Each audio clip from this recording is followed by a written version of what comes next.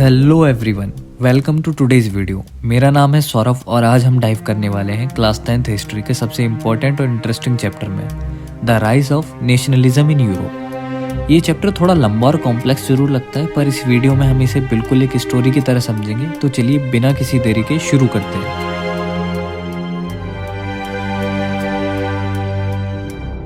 कहानी की शुरुआत होती है साल 1848 से। इस साल एक फ्रेंच आर्टिस्ट फ्रेडरिक सारियो ने 4 पिक्चर्स की एक सीरीज बनाई जिसमें उन्होंने अपना एक यूटोपियन विजन दिखाया। उन्होंने एक ऐसी दुनिया की कल्पना की जो डेमोक्रेटिक एंड सोशल रिपब्लिक से बनी हो। इन प्रिंट्स में उन्होंने दिखाया गया कि कैसे अलग अलग नेशंस के लोग स्टैच्यू ऑफ लिबर्टी को होमेज पे करने के लिए एक लंबी लाइन में मार्च कर रहे हैं।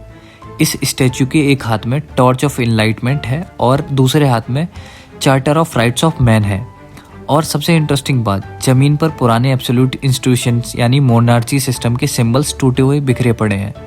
ये तो थी कल्पना, पर असल में यूरोप में ये सब कैसे हुआ? असल नेशनलिज्म की पहली क्लियर एक्सप्रेशन दुनिया के सामने आई 1789 में फ्रेंच रेवोल्यूशन के साथ। रेवोल्यूशनरीज ने पावर डायरेक्टली मोनार्ची से छीनकर फ्रेंच सिटीजन्स के हाथ में दी।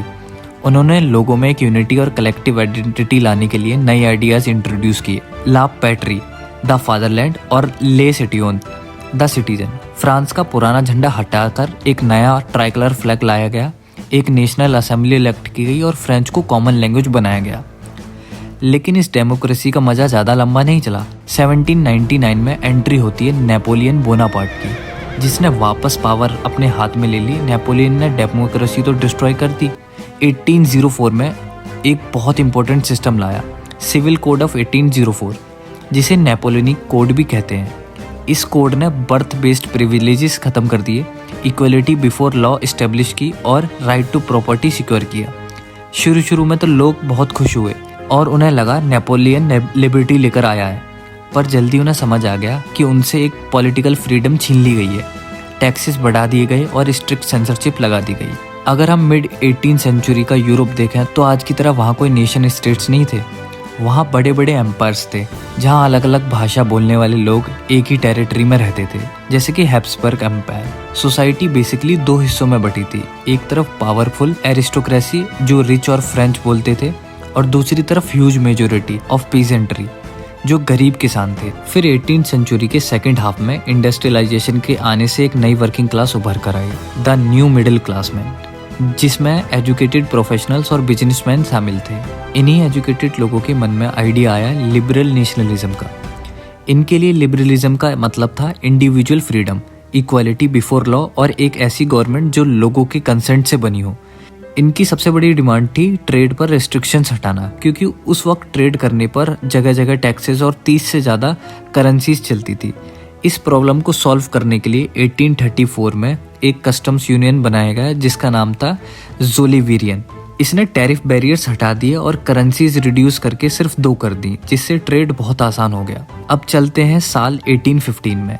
इस साल बैटल ऑफ वाटरलू हुई, जिसमें ब्रिटेन, रशिया, पर्सिया और ऑस्ट्रिया ने मिलकर नेपोलियन को हरा दिया।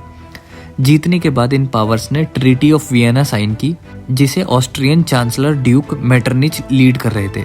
इनके मन में एम था कंजर्वेटिज्म लाना, मतलब नेपोलियन के लाए हुए सारे चेंजेस को रिवर्स करना और यूरोप में वापस मोनार्की लाना। इन्होंने फ्रांस में वापस बर्बन डायनेसिटी को बिठा दिया ताकि कोई उनके अगेंस्ट बोल ना सके। इन कंजर्वेटिव रिजीम्स के डर से कई लिबरल नेशनलिस्ट अंडरग्राउंड हो गए और रेवोल्यूशन लाने के लिए उन्होंने सीक्रेट सोसाइटीज बनाना शुरू की। ऐसे ही एक महान इटालियन रेवोल्यूशनरी है जूसेप मैज़िनी। उन्होंने अंडरग्राउंड सोसाइटीज बनाई, young Italy and young Europe. Mazzini का मानना था कि गॉड ने नेशंस को मैनकाइंड का नेचुरल यूनिट बनाया है, इसलिए मोनार्च से डरने के बजाय उनको एक यूनिफाइड रिपब्लिक बनाना जरूरी है। 1830 से 1848 का टाइम यूरोप के लिए बहुत उथल पुथल वाला था। सबसे पहले जुलाई 1830 में फ्रांस में एक रेवोल्यूशन हुआ जहां बर्बन किंग्स को हराकर एक कॉन्स्टिट्यूशनल मोनार्ची आई। इसको देखकर बेल्जियम में भी यह रेवोल्यूशन हुआ और वो United kingdom of the Netherlands से अलग हो गया। 1821 से ग्रीस अपनी इंडिपेंडेंस के लिए ओटोमन एम्पायर से लड़ रहा था। यूरोप के कई लोगों ने ग्रीस को सपोर्ट किया और फाइनली 1832 में ट्रीटी ऑफ कॉन्स्टेंटिनोपल ने ग्रीस को एक इंडिपेंडेंट नेशन बना दिया। दोस्तों, नेशनलिज्म की फीलिंग सिर्फ वार से नहीं आई, कल्चर, लैंग्वेज और आर्ट ने भी बहुत बड़ा रोल प्ले किया, जिसे हम रोमांटिनिज्म कहते हैं। रोमांटिक आर्टिस्ट ने लोगों के इमोशन, फोक सॉन्ग्स और स्टोरीज के थ्रू उनमें पेट्रियट फीलिंग जगाई। पोलैंड जैसे देश में जहां रशिया ने कब्जा कर लिया था, वहां के लोगों ने अपनी पोलिश लैंग्वेज को छोड़ने से मना कर दिया और उसको एक वेपन ऑफ रेजिस्टेंस की तरह यूज किया। पर ये वक्त आसान नहीं था। 1830s के आसपास यूरोप में एक ग्रेट इकोनॉमिक हार्डशिप आई।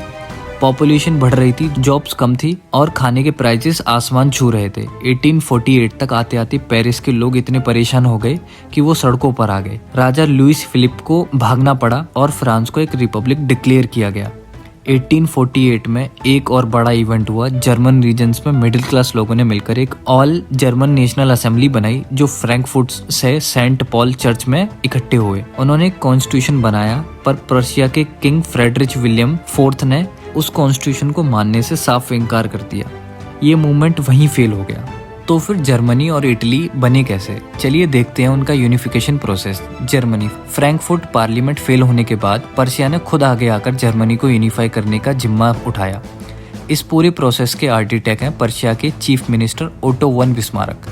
बिस्मार्क ने पर्शियन आर्मी को ब्यूरोक्रेसी के साथ मिलकर 7 साल के अंदर 3 बड़ी वार्स लड़ी, ऑस्ट्रिया, डेनमार्क और फ्रांस के अगेंस्ट, और पर्शिया जीता। फाइनली जनवरी 1871 में पर्शिया के किंग विलियम फर्स्ट को वर्साइल्स में जर्मन एम्परर प्रोक्लेम कर दिया गया। इटली उस वक्त 7 अलग अलग स्टेट्स में बटा हुआ था। इसको यूनिफाई करने की रिस्पॉन्सिबिलिटी ली सर्दिनिया पिएडमोंट के किंग विक्टर इमैनुअल सेकंड के और उनके smart chief minister count caviar ने ली। कैवियर ने एक बहुत ही टैक्टफुल डिप्लोमेसी लगाई और एक फ्रांस के साथ मिलकर 1859 में ऑस्ट्रियन फोर्सेस को हराया। फिर एंट्री होती है जूसेपी गैरिबाल्दी और उनकी रेड शर्ट्स वॉलंटियर्स की, जिन्होंने 1860s में साउथ इटली और टूसिलीस को जीत लिया और इस तरह 1861 में विक्टर इमैनुअल सेकंड को यूनाइटेड इटली का किंग डिक्लेयर किया गया। ब्रिटेन का यूनिफिकेशन केस इस सबसे अलग है और स्ट्रेंज माना जाता है, क्योंकि यहाँ कोई सडन वार या रेवोल्यूशन नहीं हुआ। इंग्लिश पार्लियामेंट, जिसने 1688 में मोनार्ची से पावर ली थी, उसने धीरे धीरे अपनी पावर बढ़ाई। 1707 में एक्ट ऑफ यूनियन पास हुआ, जिसे स्कॉटलैंड और इंग्लैंड ने मिलकर United kingdom of great Britain बन गए और 1801 में फोर्सिबली आयरलैंड को भी यूके में मिला लिया गया। इंग्लिश कल्चर को डोमिनेट करके एक नया ब्रिटिश नेशन बनाया गया, जिसका अपना फ्लैग और एंथम था। 18th और 19th सेंचुरी के आर्टिस्ट ने सोचा कि नेशन को एक रूप कैसे दिया जाए। उन्होंने देशों को एक फीमेल फिगर एलर्जी के रूप में दर्शाना शुरू किया। जैसे हमारे यहाँ भारत माता है, वैसे ही फ्रांस की एलर्जी थी मारियाना और जर्मनी की जर्मनिया। चैप्टर के लास्ट में हम देखते हैं कैसे 19th सेंचुरी के एंड तक नेशनलिज्म बदलकर इम्पीरियलिज्म में कन्वर्ट होने लगा। बड़ी कंट्रीज पावर के लालच में छोटे देशों पर कब्जा करने लगी। इसका सबसे बड़ा एग्जाम्पल था बाल्कन्स रीजन। ओटोमन एम्पायर के वीक होने से बाल्कन्स के स्टेट्स आज़ाद होने लगे, पर वो आसपास में ही फियर्सली कम्पीट और लड़ने लगे जमीन के लिए। इसे देखकर रशिया, जर्मनी, इंग्लैंड जैसी बड़ी यूरोपियन पावर्स भी वहाँ कंट्रोल लेने के लिए कूद पड़ी और यहीं इंटेंस राइवलरी एंड में बनी थी cause of first world war. तो दोस्तों, ये थी पूरी कहानी the rise of nationalism in Europe की। कैसे पुराने एम्पायर्स टूटे, कैसे आइडियाज ऑफ लिबर्टी फैले और कैसे नई नेशंस स्टेट जैसे जर्मनी और इटली का फॉर्मेशन हुआ। आई होप आपको ये चैप्टर पसंद आया होगा। अगर वीडियो हेल्पफुल लगी हो तो इसको लाइक ज़रूर करना और ऐसे ही इंटरेस्टिंग स्टडी वीडियोस के लिए हमारे चैनल को सब्सक्राइब करें। मैं मिलता हूँ आपसे नेक्स्ट वीडियो में। Till then take care and bye bye.